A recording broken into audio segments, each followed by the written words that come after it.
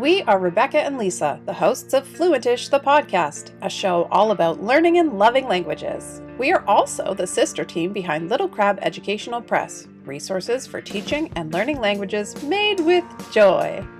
All Little Crab books and resources are created from years of experience teaching and learning in the classroom and in the real world.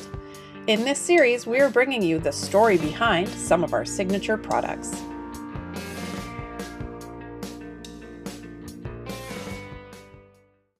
Welcome to another edition of The Story Behind. Today we are talking about our flagship storybook, Little Byron. Rebecca is the author of Little Byron. This is a book that kind of kicked everything off. It is what eventually turned into Little Crab being a company. Funny enough, as involved as I've become in the business, technically I wasn't around for Little Byron. I was in Becky's life because she was writing it. We're sisters. I knew all about it, but I had a completely different job at that time. And so she was going about finding other people to help her out with the layout, all the graphic work and all that stuff. So the first edition of Little Byron is not something that I had a hand in, but I still want you to start there. Rebecca, can you tell us how the first edition of Little Byron came to be and how Little Crab came to be? And we'll go from there. Yeah, Little Byron was an idea that came about because I was getting to the end of my degree in Pacific and Asian Studies, China concentration, and I was sort of looking ahead to many, many years of potentially not having any Mandarin lessons, in my regular everyday life, like I had been for the last, well, more than 4 years, really, because I started Mandarin in high school. So I was thinking that I had spent, I don't know, maybe $30,000 or something on my degree and really didn't want to lose all of my Mandarin. So I had a friend who was having a baby and we would hang out after she had the baby. And we sort of got to talking and I had this kernel of an idea about text scaffolding, which we'll talk about in a little bit. And we were talking about ways to make learning second languages more accessible for families and more accessible for passing it on to your kids. And I decided that it would be fun to make a children's book in Mandarin and dedicate it to my friend's baby. So that was the initial kernel of why I thought of it and why it got started. And then why did you decide to make a company? Well, that was unexpected because I thought I would just make a book and then kind of go the traditional route. And was it 2016, 2014? Nope, sorry, 2006. Got it. Okay. Yeah. I was like, it was a long time. Yeah, 2006. Yeah. Sorry. I had emailed just about every traditional publisher there was in 2006 in all of the US, Canada, and the UK. The reason I had to do that is reach out one by one, basically, is because a lot of traditional publishers will have submission guidelines on their websites that tell you exactly what format they want you to submit, a chapter of your novel or whatever. I didn't see in any of their submission guidelines what you would do if you're trying to submit a bilingual book. And there was really only one bilingual publisher around at the time, maybe two. So I asked, if I'm going to submit a children's book that has Mandarin and English, do you need the English separately from the Mandarin? Do you need them together? Is anyone on the staff who's going to be reading this going to understand what this is? Right. Long story short, really, it took several years, basically from 2006 until 2015, to finally learn everything I needed to learn, make the decision that I was going to have to self-publish and to go the route of using Amazon KDP. Right. Because there was a period of time in 2008, 2009, where we thought we were going to go with a different type of self-publishing company that was local. But then, of course, the crash of 2008, 2009 happened and the publishing industry went.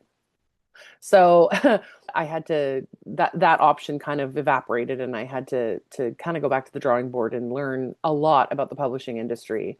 And Not to eventually, mention, you were doing all of this while not actively trying to be an author or a children's book author. right. You had other jobs and you were going through more university and living in China again and all of that. Yeah, there's a lot of This life wasn't a primary interruptions. focus situation. Exactly. Yeah. And I had so much to learn. I had nobody to ask. No one, it was complete. I was completely YouTube alone. wasn't even what it is today. Like you Yeah, couldn't even be like, self-publishers, what are you doing? exactly. Yeah, Yeah, exactly. So it's just a whole new world now. And Amazon wasn't, KDP wasn't even called that back then. It was called Create Space. right.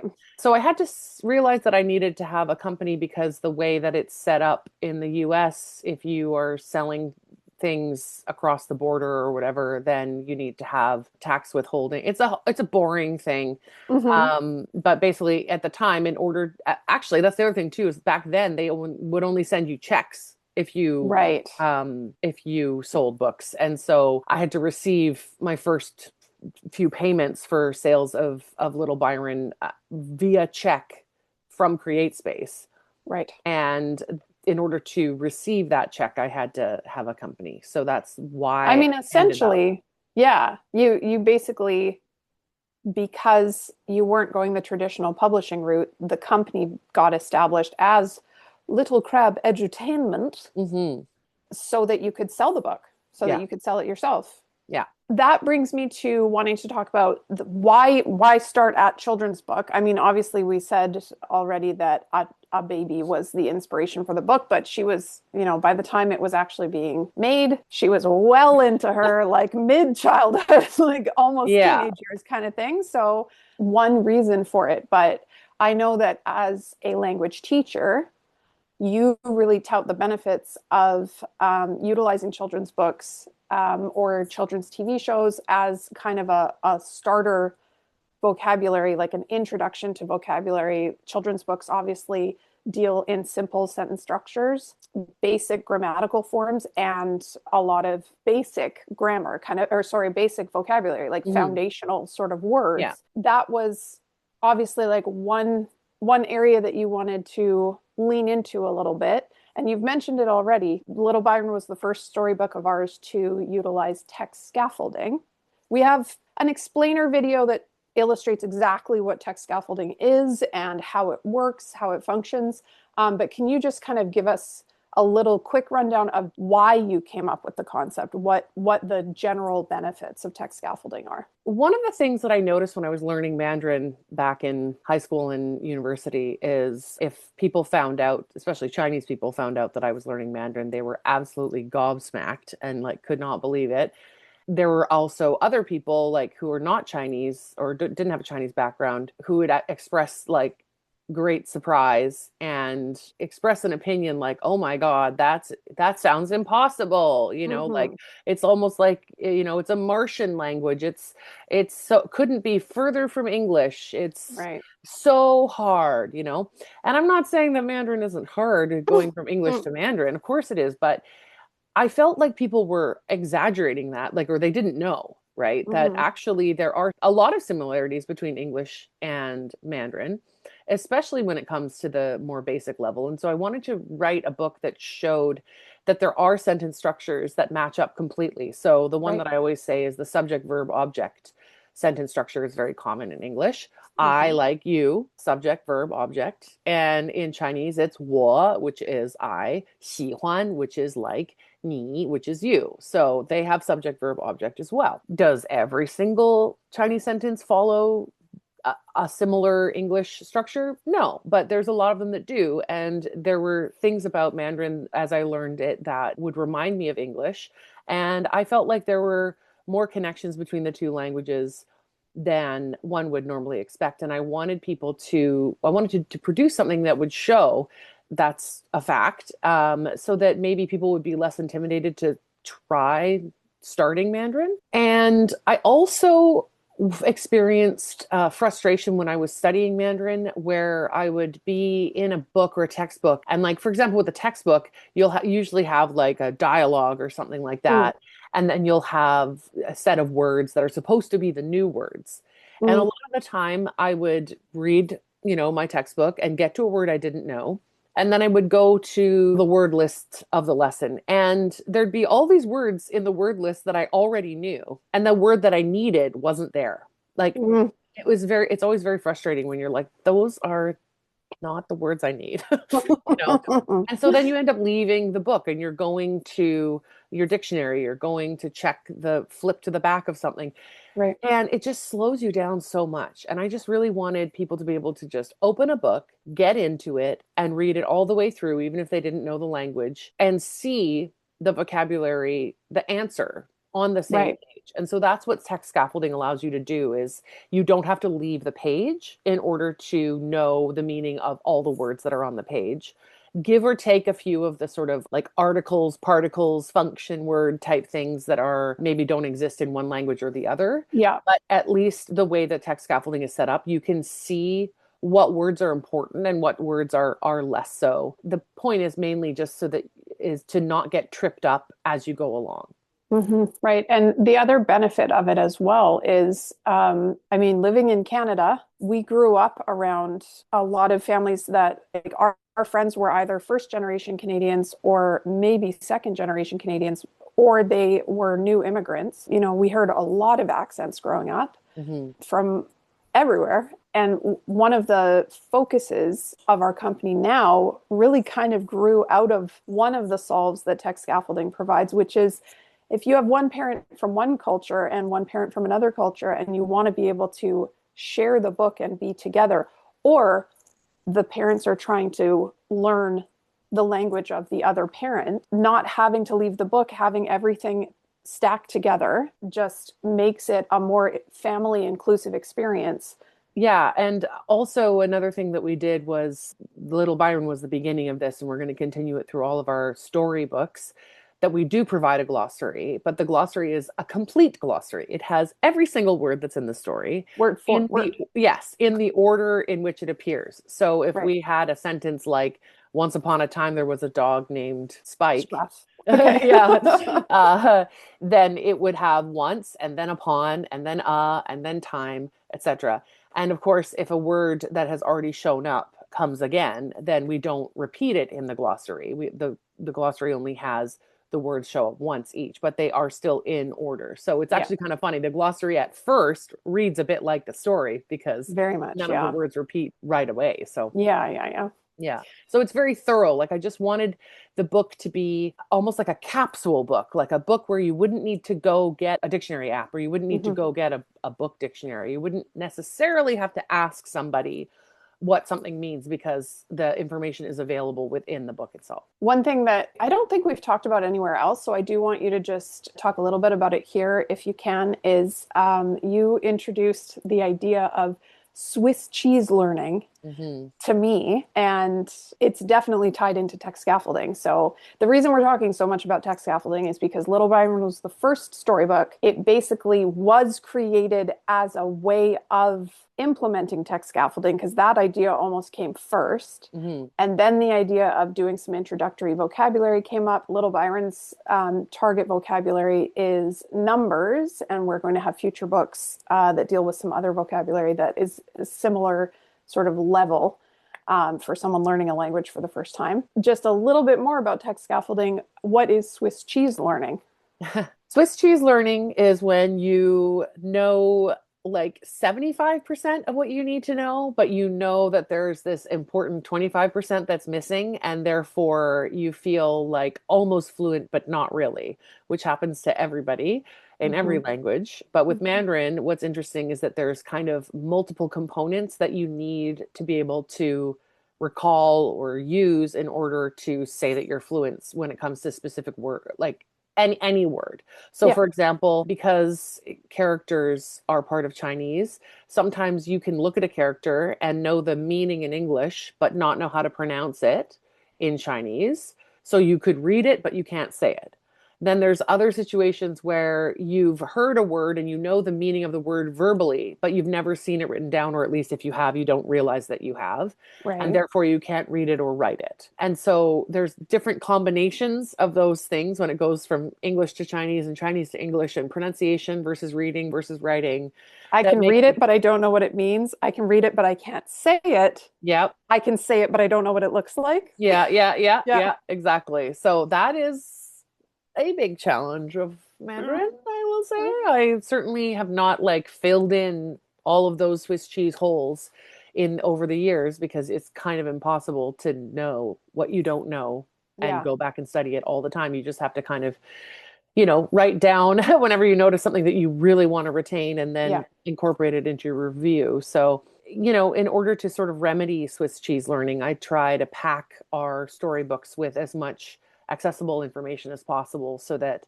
you've got, you know, I mean, with text scaffolding, it provides the pronunciation, it provides the obviously the writing, how the characters look, and the word order that you need and everything. Right. So, yeah. Yeah. Awesome. Okay. And again, if people want to know more specifically about text scaffolding in terms of what it actually looks like, how it functions, they can go check out that video on Mm. our YouTube channel or on our website.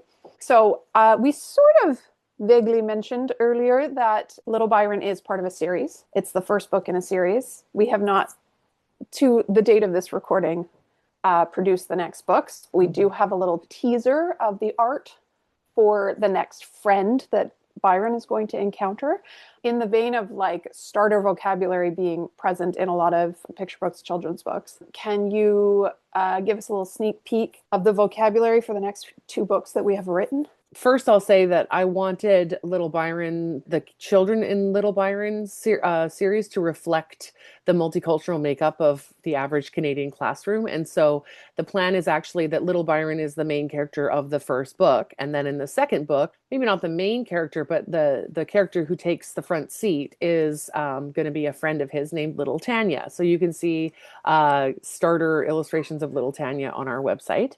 And Little Byron is in that story with her. And in that story, so for Little Byron, you learn the target language is 1 to 10. It's kind of a counting book.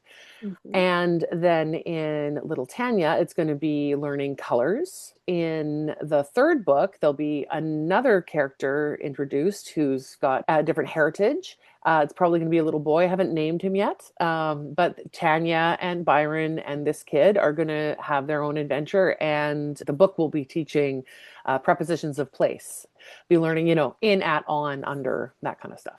Okay, so that's we're circling around to the end of what I wanted to go over to summarize. The reason we've talked so much about text scaffolding, more so than the actual story of Little Byron, is this series is supposed to be about the story behind, and really Byron was a vehicle for the concept of text scaffolding, because that kind of came first. That was the chicken or the egg that gave way to the actual storybook Little Byron. And we've talked about the fact that it's going to be a series. You can go preview the artwork on our website in the FAQ section. For now, when Little Tanya comes out, obviously that'll probably come down. And then we'll have the artwork for the next one. But as much as we've talked more sort of focused on the technical aspect of it, the glossary, the text scaffolding, why that exists and everything, Little Byron is a beautifully written story. It's very sweet. My 4-year-old loves having me read it to him. And the one thing that we would be totally remiss to not talk about regarding the story behind Little Byron is the illustrations. Mm-hmm. One of the things we get the most feedback on is how beautiful this storybook is, because any parent out there knows that not all storybook illustrations are created equal. Mm-hmm. But that was really important to Rebecca. We have a lifelong childhood friend who ended up being the illustrator for the book, And who is a professional illustrator. is a professional illustrator.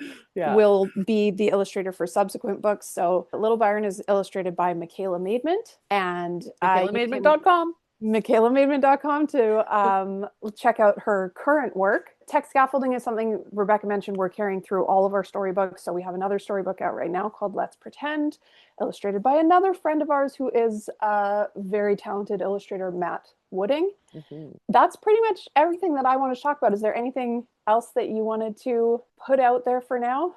I guess the last thing I would say to do with the origin of it all is that bilingual kids books almost always come with, one language on one page and the other language on the other page. And so it's kind of like two books in one, like you don't even have to interact with the other language to be able to read the Right. story. And so that's something that I wanted to not do in making a bilingual book. I wanted to have the two languages shown together and any relationships that there could be highlighted in a clear and logical way. And that's what started the kernel of the idea came from not wanting to have a bilingual book that was just kind of like two books in one, two completely separate books. Right.